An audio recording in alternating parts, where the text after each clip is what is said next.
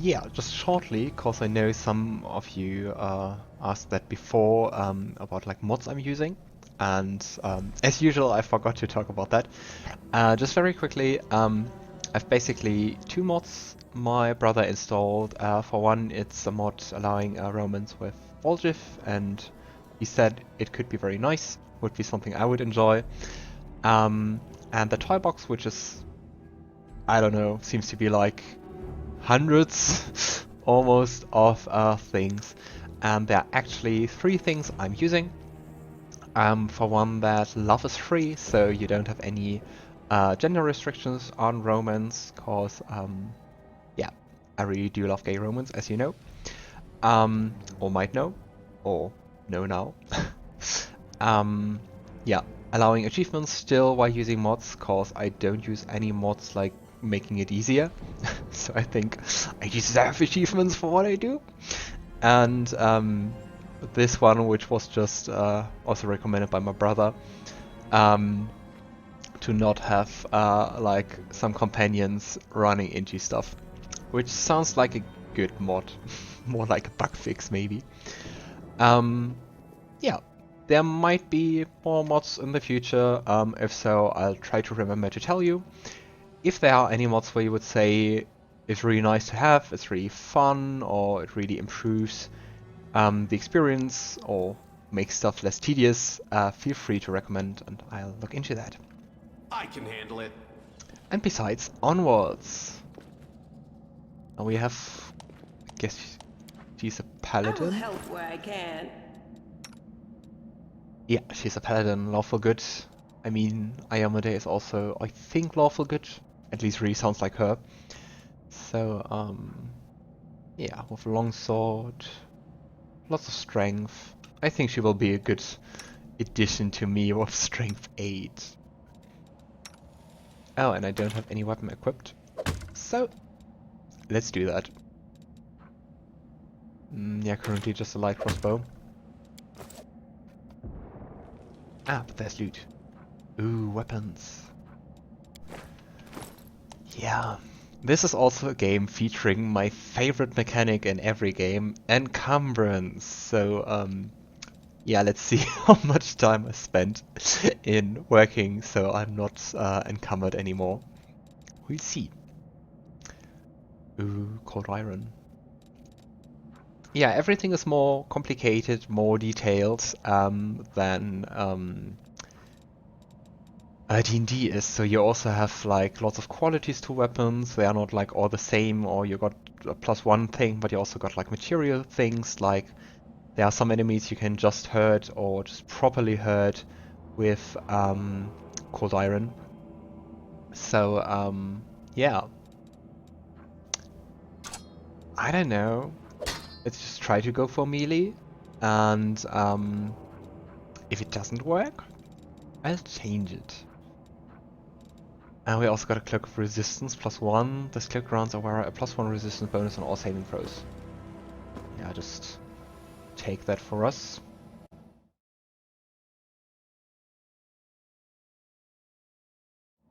And yeah. I think now we're equipped. I mean, Seelah also already has like a long sword and heavy shield. Ah, true. The town's guard took our whole equipment and stuff. Great. Ooh, Tremendous Scale. Conjuration item. Restore life to ceased party member. A race creature has a number of hit points. Interesting. Seems like the next fight is just around the corner. Who's there? Oh. Camellia again. The fine apparel of this young elf half-woman is torn and stained with blood, dust and dirt. However, she holds herself with such dignity that you would be forgiven for thinking you were at her high society party and not in the dank catacombs under the city.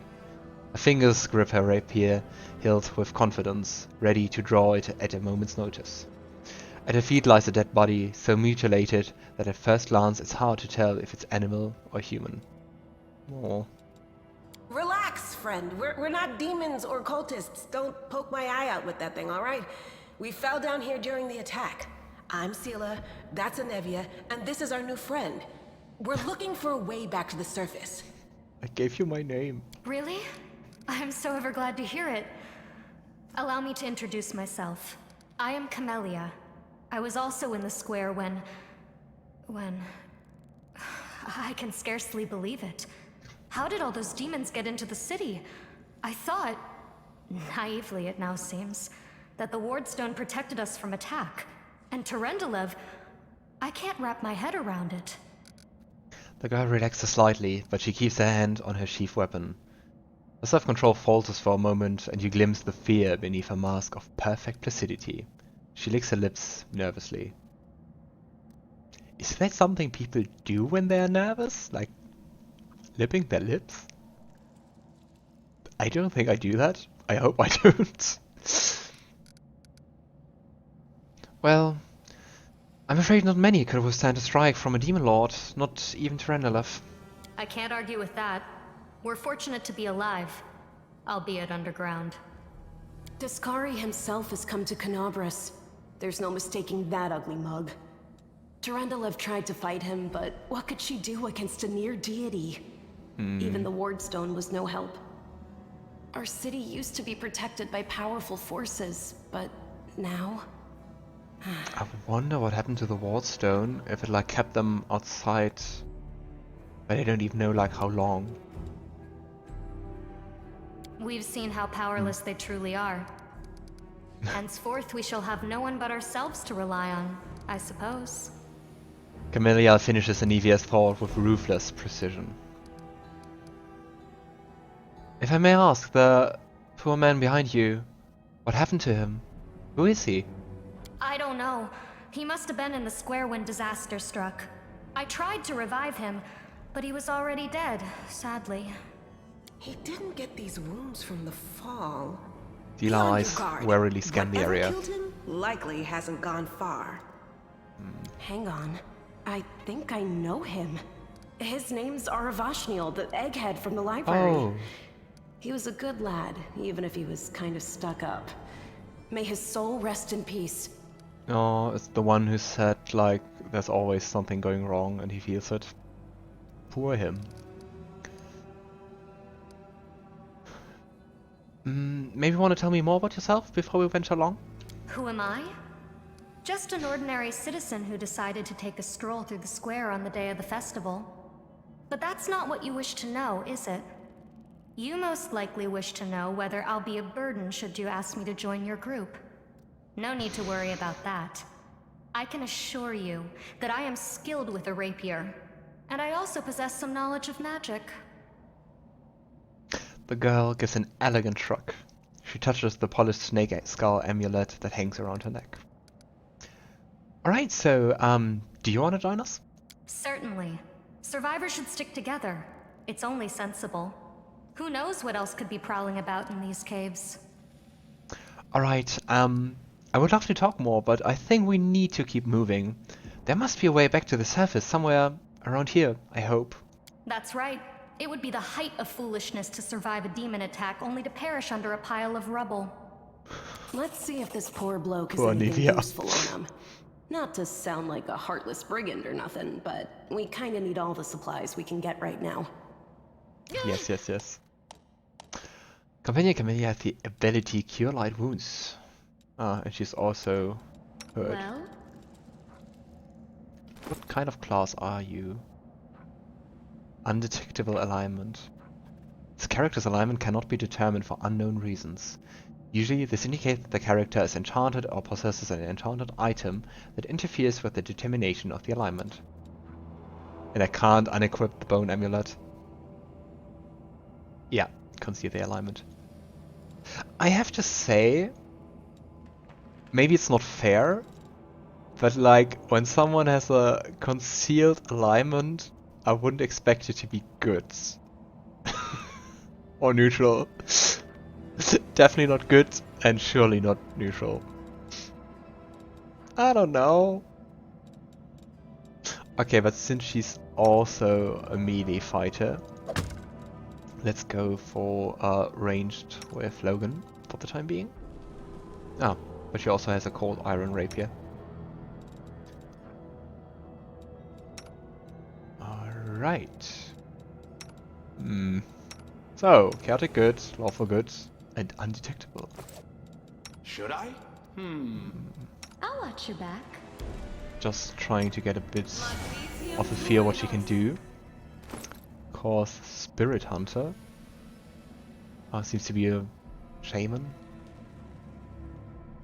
Spirit hunters pursue them to eliminate. Some of these loners are on a quest to rid the world of evil spirits and restless ghosts. Others fight spirits to gain more power, and some join the wars spirits wage among themselves, no matter how mysterious and inscrutable for a mortal's mind these could be.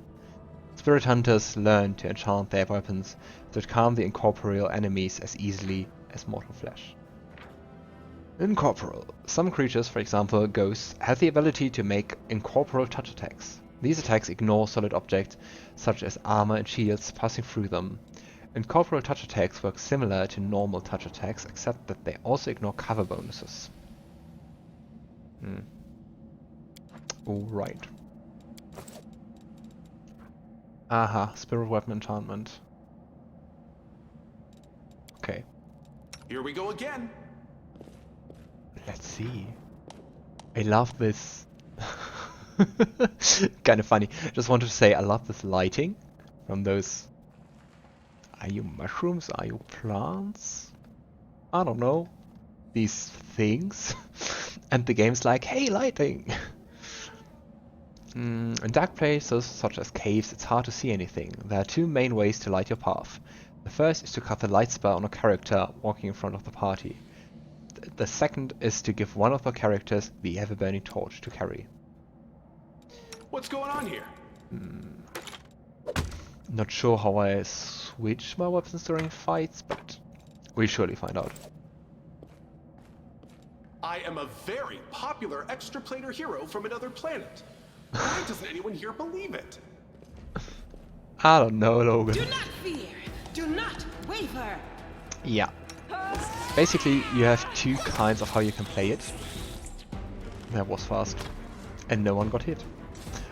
You can play either turn-based or live, like that.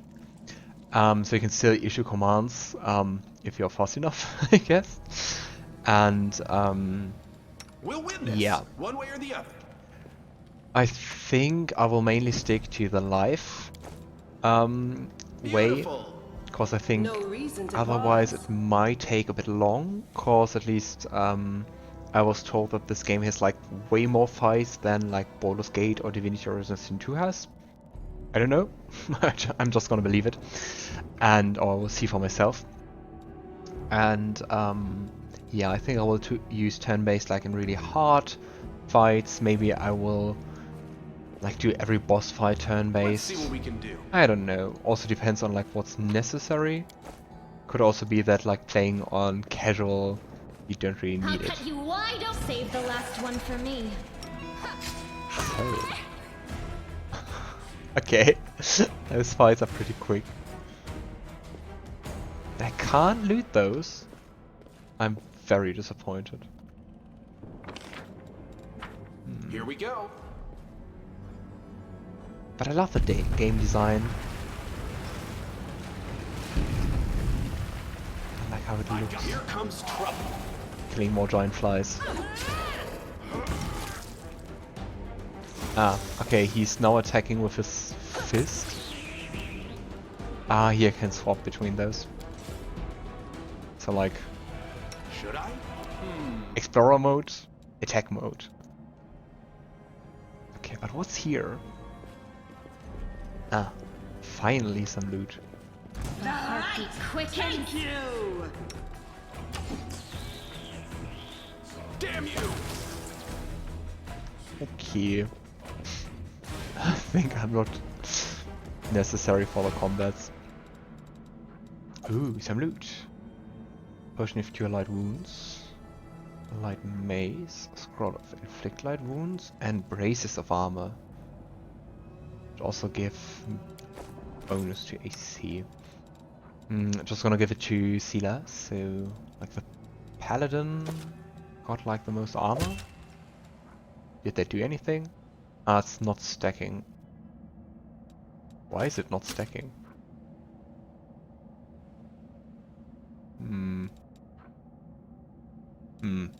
Okay, I guess it's just the rules.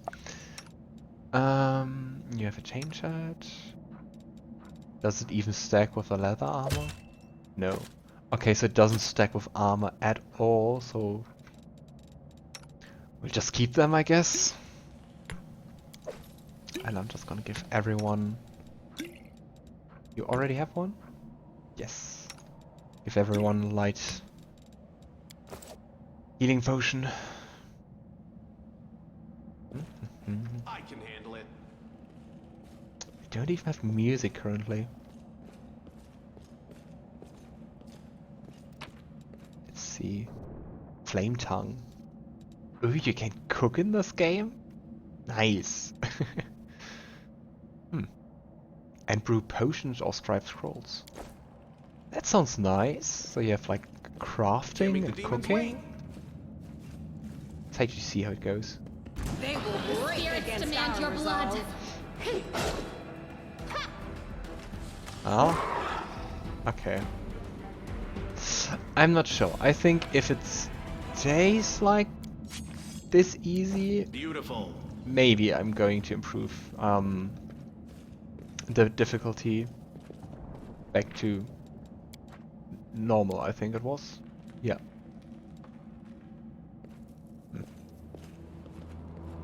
Let's see. Ooh. I wonder. Okay, it's the same button as in Baldur's Gate and Divinity.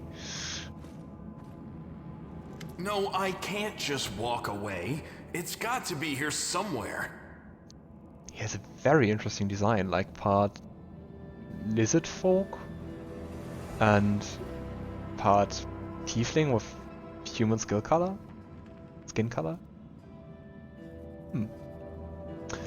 You struggle to make out the man's features in the gloom. As soon as he steps into the circle of light, however, you realize that you have never encountered a creature like this before. The stranger looks like the work of a vivisectionist who attempted to stitch together a lizard and a man. Wenduak! The man notices you and freezes. The curling horn protruding from his head casts a malevolent shadow on the cave wall. Lann, did you find it? Spider Who woman. is that? The woman looks just as strange as her companion, like a cross between a cat and a spider. When she catches sight of you, she immediately drops into a fighting stance. The movement reveals the lethal grace of a wild predator. The do-gooders here to save our mongrel souls, no doubt. Lann stops her Wait. with a gesture. They might know what's going on up there. Oh. I mean, what's nice is that the game really lets you play evil. But we're not going to do that.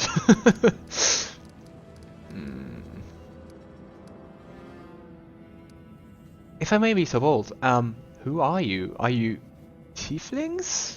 Tieflings are the descendants of people who sullied themselves by mating with demons. Our ancestors would never sink that low. We are the Underground Crusaders, the children of the Crusade's finest. Wenduak's face twists scornfully. Sadly, Underground Crusaders is a bit of a mouthful, so people usually just call us mongrels. You just love repeating that, don't you, Lann? Mongrels. That's what the Uplanders call us. But we call ourselves Neathers. Neath is better? No matter what you call us, it's not gonna stop our horns, hooves, or tails from growing.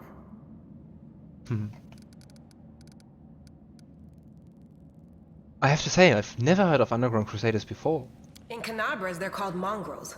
People say that they come up to the surface at night and eat anyone foolish enough to wander alone after midnight. To tell you the truth, I thought you guys were just a tale to tell kids at night.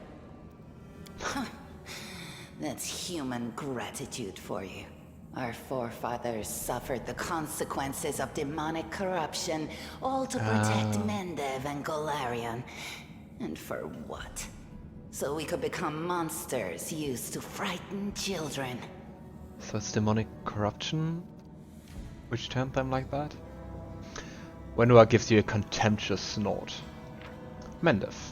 The nation of Mendev is a land defined by its conflict with abyssal forces unheard of anywhere else on Golarion.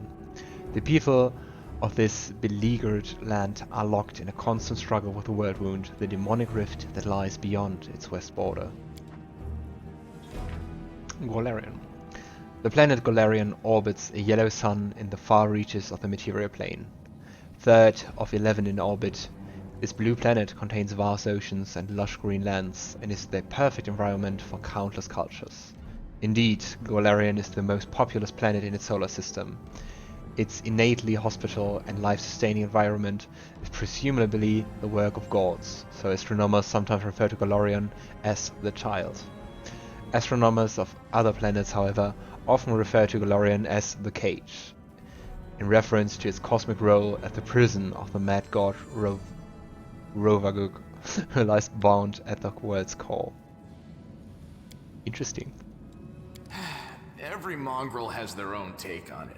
Our chief, for example, thinks of us as something like a reserve military force. He thinks we're standing by until the moment we're needed, and when we emerge on the surface and save the day, all the people will see how good we are and they'll love us for it. Yeah, he leaves that last part out when he talks about it, of course, but it's easy enough to read between the lines. What exactly is this place? I would have never thought that there was life down here. This is the hall where we remember the glory of our forebears. Sorry about the mess. It doesn't usually look like this, trust me. Sometimes we even wipe the dust off the exhibits.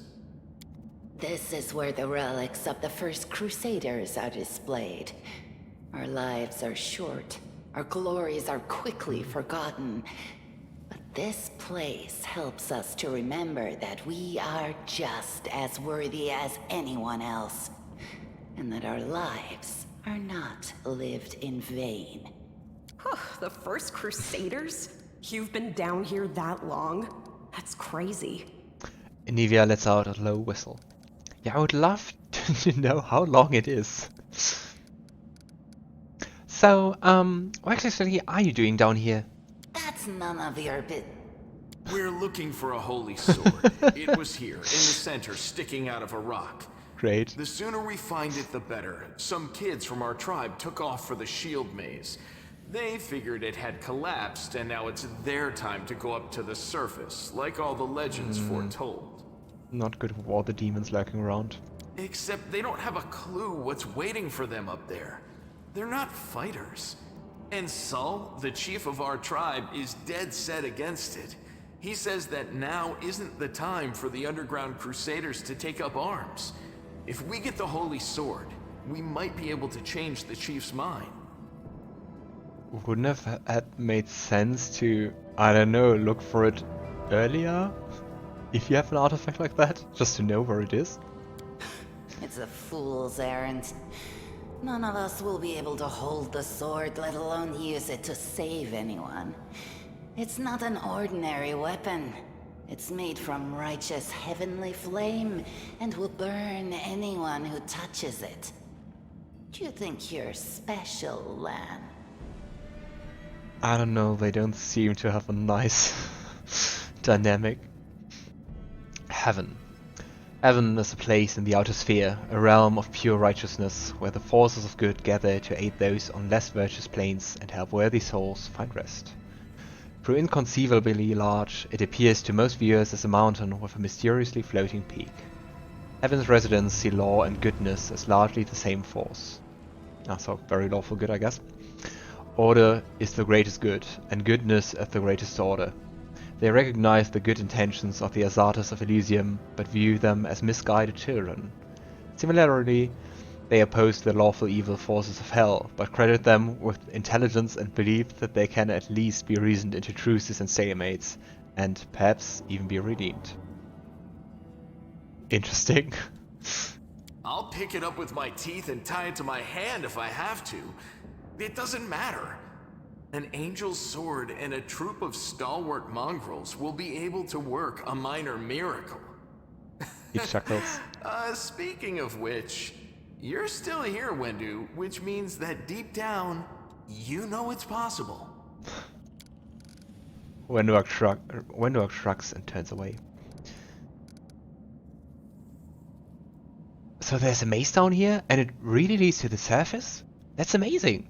Yes, there are other ways up, but She's they not are amazed. far from here. And after the earthquakes, there's a good chance they've collapsed. But the maze...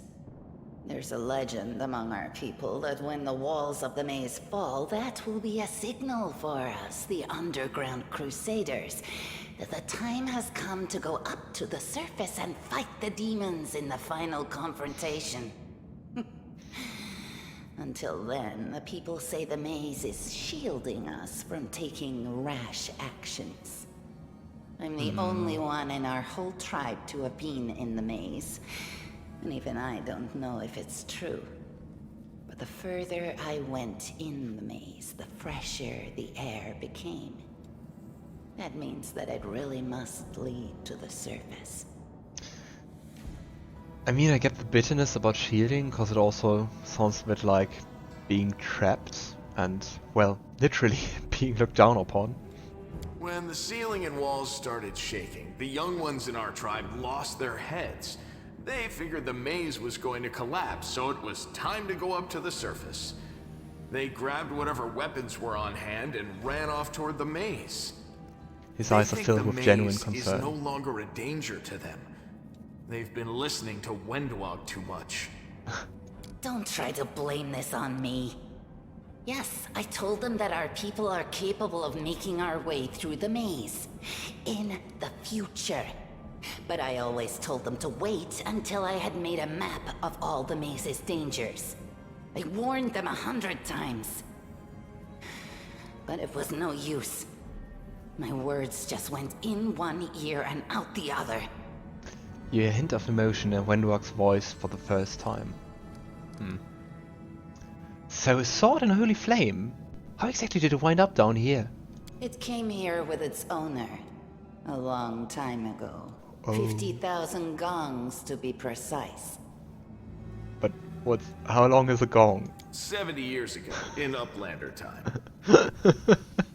50,000 gongs ago, our forebears found a dead angel here, along with the bodies of his comrades. The tribe gave them a dignified burial, and they were laid to rest with their weapons. But the flaming angelic sword was stuck in a rock, and no one was able to pull it out. It burned to the touch, like real fire. So the rock was placed over the angel's grave. It should be here somewhere. Wenduak rewards Lann with an irritated glare. Maybe the angel will dig himself out and find the sword for us. That might be our best shot in this chaos. Bit like Lothar, always joking. Angels. Angels are a group of altruistic celestials native to all three upper planes, Nirvana, Heaven, and Elysium. They represent all multiple interpretations of good. The eldest angels were one of the first creations of the primordial deities of good, making them one of the oldest races in the great beyond, and were trained as celestial guardians and servants from birth. Most serve their creators to this day. Most angels in modern times come from ascended good mortal souls rather than direct divine creation. Sometimes these souls even retain aspects of their mortal forms. Lann, watch your tongue.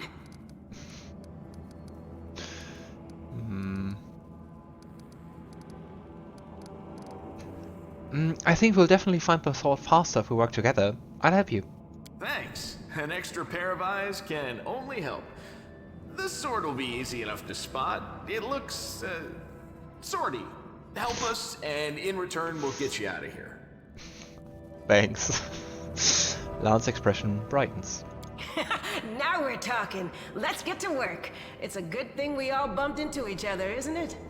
What, you want to find the sword quickly so the underground monsters bring you back to the surface? So be it.